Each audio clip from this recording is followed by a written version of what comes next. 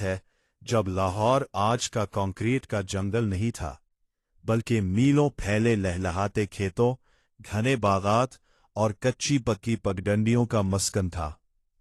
1947 की तकसीम के हंगामों के बीच लाहौर के मज़ाफ़ात में दो भाई आबाद थे।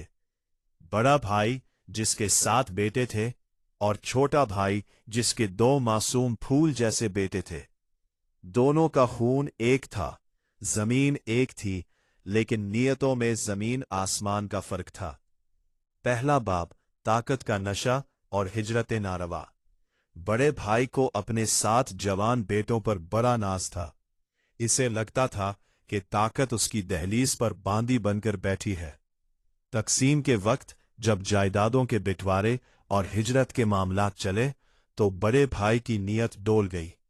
इसने सोचा कि अगर जमीन आधी बट गई तो उसके 7 बेटों का गुजारा कैसे होगा।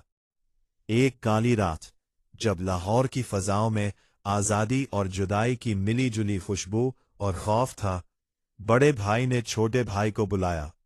इसकी आंखों में वो ममता या भाईचारा नहीं था, बल्कि एक दरिंदगी थी। इसने 2 टोक लफ्जों में कहा, ये सारी जमीन, ये जायदाद और ये हवेली अब मेरी है।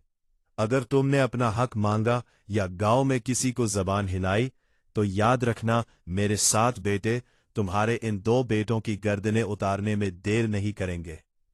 छोटा भाई लरज उठा। इसके पास जमीन तो थी, मगर वो जत्था नहीं था जो बड़े भाई के पास था।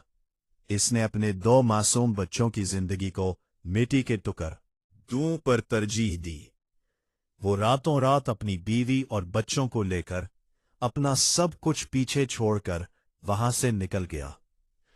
वो बेसरू सामानी के आलम में अजनबी राहों पर चल पड़ा, सिर्फ उस उम्मीद पर कि अल्लाह उसका वारिस है। दूसरा बाब, वक्त का